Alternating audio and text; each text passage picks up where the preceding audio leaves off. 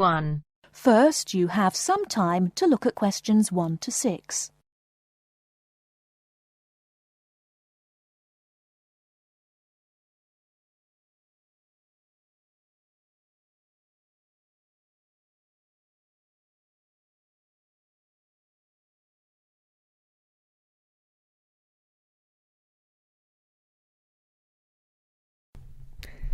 Good morning, Towers Car Insurance. How can I help you? Hello, I was wondering if you could give me a quote for my car, please. I'd like to insure it for a period of 12 months. Certainly. I need to take down a few details first of all. Can I have your name, please? Certainly, it's James Bartolo.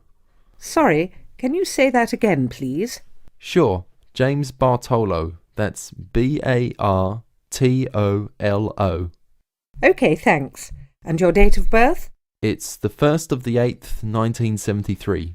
Great. And can you give me your address, please? Sure, it's 146 Eastern Road, Chester. Fabulous. Now, is the insurance for just yourself?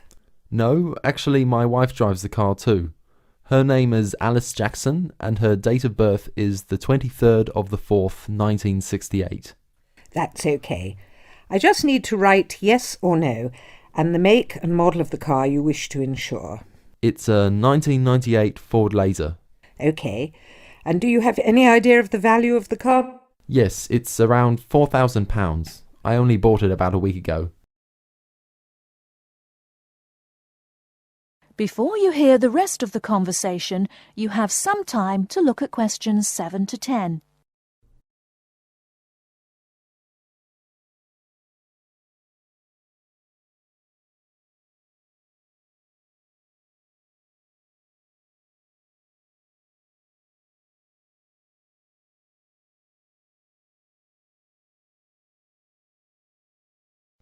Now listen and answer questions 7 to 10. OK. And do either you or your wife have any previous convictions or disqualifications? I'm sorry we have to ask this question, but of course it affects the price of the insurance cover. Not a problem. No, actually we both have clean driving licenses. Nothing so far, touch wood. Good. So I can write none for that question. Now, who were you previously insured with? With Aitken Insurance. I'm sorry, could you spell that? Yes, it's AITKEN. I actually have a 3 years no claims bonus too. Great. That will bring the price down a little for you too. OK, if you just give me a few minutes, I'll work out a price for you now. That looks like it will be £275 per year. That sounds good to me. Can I pay for that now over the telephone? That is the end of part 1. You now have half a minute to check your answers.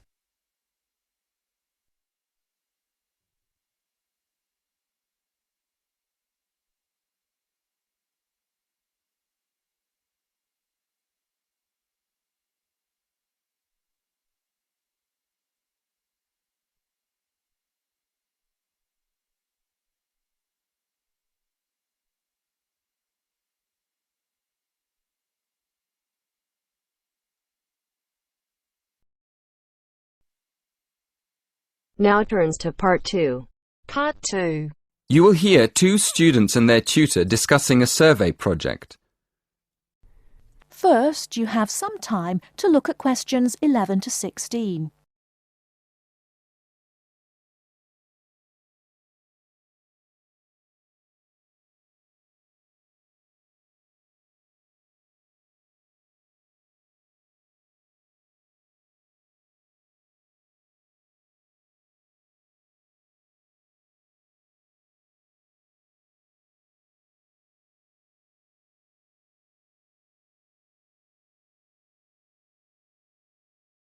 Now, listen carefully and answer questions 11 to 16. So, what's the survey about, Tom?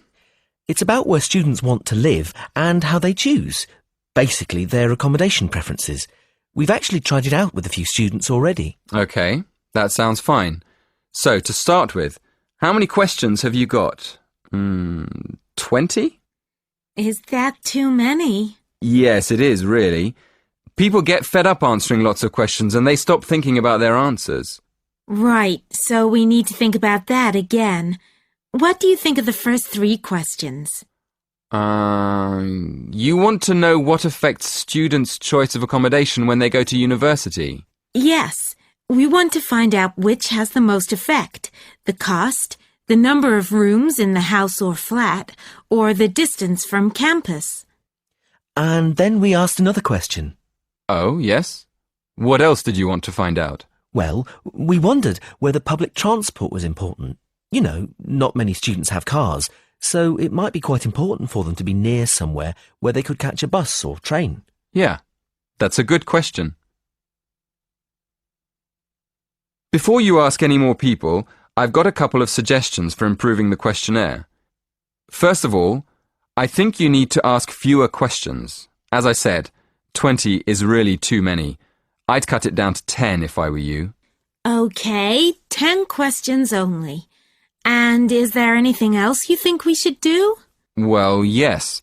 Some of the questions are actually quite complicated. I think you should make them clearer. I think they should be easier to understand.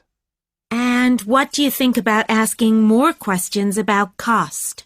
No, I don't think you need any more about cost.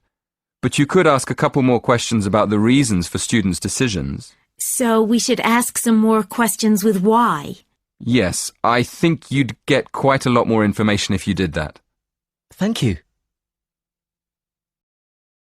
Before you hear the rest of the talk, you have some time to look at questions 17 to 20.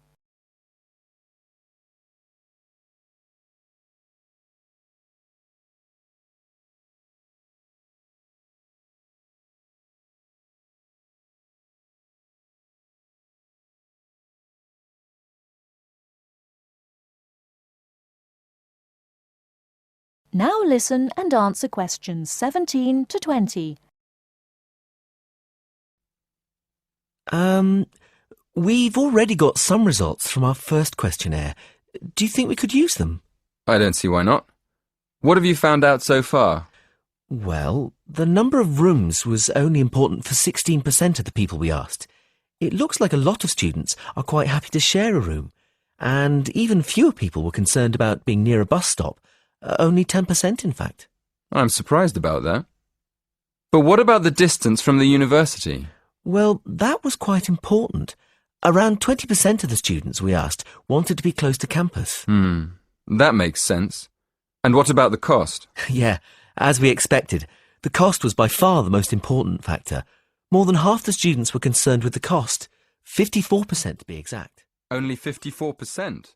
I thought it would be closer to 80%.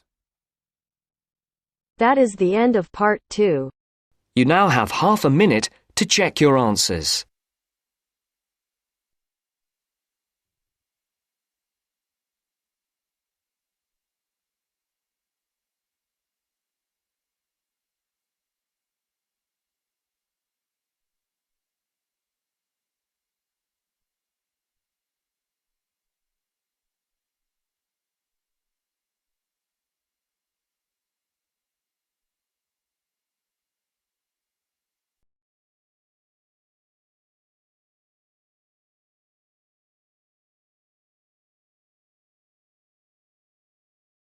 Now turns to part 3. Part 3. You are going to hear the rest of the talk about family history. First, you have some time to look at questions 21 to 25.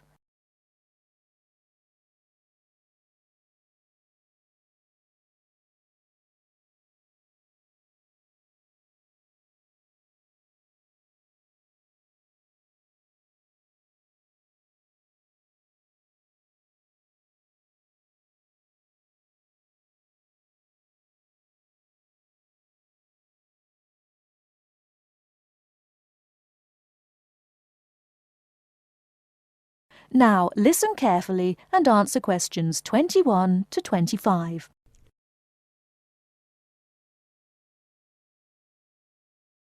So, that's a few ideas about getting information. But what about methods of recording it? Of course, you can just write down what family members say, but it's even better if you can use a tape, so that you can record them as they're talking. Then you don't have to worry too much about making mistakes. You'll always be able to listen to it again. But whatever method you do use to record information, remember that it's very important to make a note of exactly how you got it. So, if you are using tape, always start the recording by saying the date and the place, as well as the name of the person you're interviewing. So, apart from people's memories, where else can you find information? Well, there are all sorts of documents, and they can be extremely useful. People keep lots of kinds of documents in the home, like photos or letters or diaries or birth certificates. And some people keep things from newspapers, like obituaries. Obituaries are announcements of a person's death, and they usually contain a lot of detail about that individual, like address, occupation, date of death, as well as the names and ages of the widow or widower and the dead person's children. So, be creative. Look around your home or the home of your relatives for any items that might contain clues, such as these about your family history. Okay? Before you hear the rest of the talk, you have some time to look at questions 26 to 30.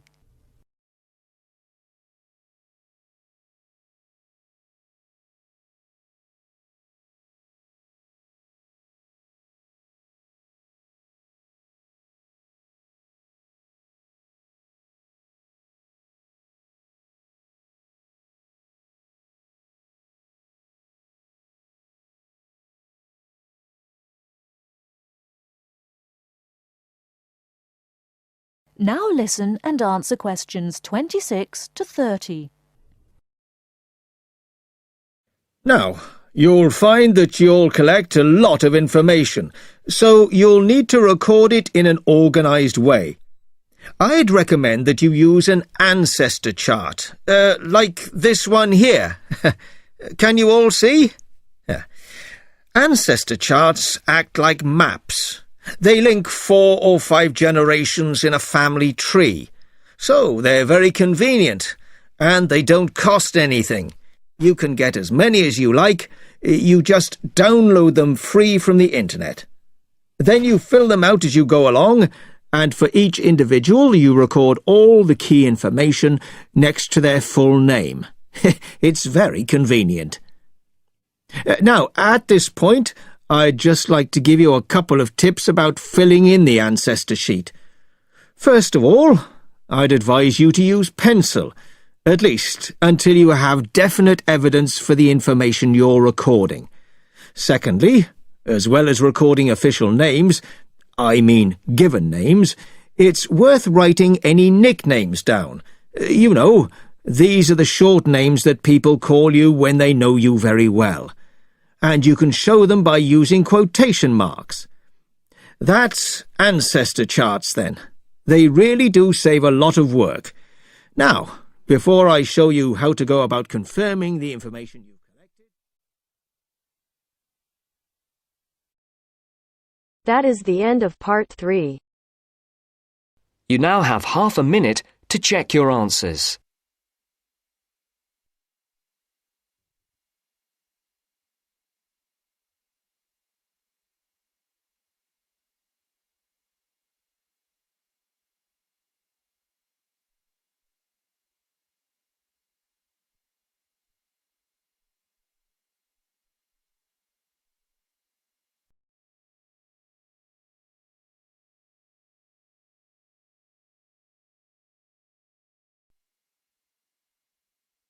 Now turns to part 4. Part 4. You are going to hear a talk about the English pubs. As you listen, complete the notes below. First, you have some time to look at questions 31 to 40.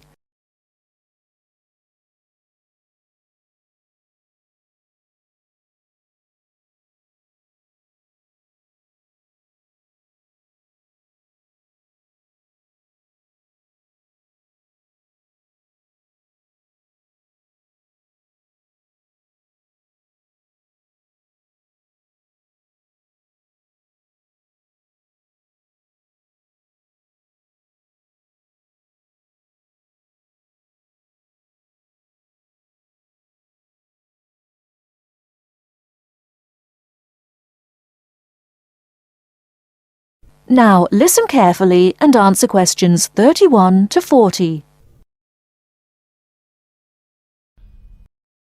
In English pubs, the food is usually plain but of good quality. In fact, to taste good, traditional English food, you would do well to visit a reputable pub. Many businessmen habitually have lunch in a pub near their office. In the country, the pub is often part of an inn where you can put up for the night. The Englishman's favourite drink is beer. There are 3 different methods of serving beer in Britain. As you'd expect, some beer is served in bottles. Beer that comes from a tap is called draft beer, and there are 2 different methods of serving it. Keg beer is served with modern method, which uses a gas called carbon dioxide, and traditional draft has no gas in it, and a pump is used to pull the beer up the pipe and out of the tap. Keg beer is served colder than traditional draft. It's easier to look after, and some keg beers are sold almost everywhere in Britain. This means that you can always have exactly the same drink in any pub that sells a particular keg beer. Traditional British beer is probably quite different from the beer in your country. It has no gas in it, and it's not served very cold. But this is not a mistake. Traditional beer drinkers will tell you that this allows you to taste the beer better. Traditional draft is not always looked after as well as it should be, but in a good pub, a traditional draft beer drinker will tell you there can be no better drink. There are a lot of different breweries, companies that make beer, in Britain, but they make the same types of beer, and you can see them in the list below. Lager is the kind of beer that is common in many countries. Normally keg is served cold. Strong lager is often available in bottles. Bitter is the most popular kind of British beer. It tastes slightly bitter and can be keg or traditional draft. Most pubs have more than one kind. Guinness is a thick, almost black, bitter-tasting Irish beer. Pale ale is less strong and a bit sweeter than bitter, and often is keg. Mild is a fairly sweet beer, often dark, not as strong as bitter. It can be keg or traditional. It cannot be found everywhere. Bottled beers are sometimes served cold. There are several kinds available. For example, light ale like pale ale. Brown ale is a brown, often rather sweet beer. Stout is a very dark beer. Law regulates the pub's opening times. Local variations are possible, but usually a pub is open from 11:30 to 3 o'clock, and from 5:30 to 10:30 or 11 o'clock. Betting is forbidden in pubs. Children are not allowed on licensed premises, which may mean that father and mother cannot have a quiet drink together if children are with them. In the old days, when people drank too much and pubs were often rowdy, the law against children entering pubs was a wise one. Today, drunkenness is much less frequent than it was, say 50 years ago. It would be quite wrong to consider the average English pub as anything other than a respectable, friendly place that provides good drink, good food, and a pleasant social atmosphere. Far too often the foreigner has read accounts of sordid 19th century drinking places, haunted by people whose one desire was to drink as much as they could afford as quickly as possible. That is the end of part 4. You now have half a minute to check your answers.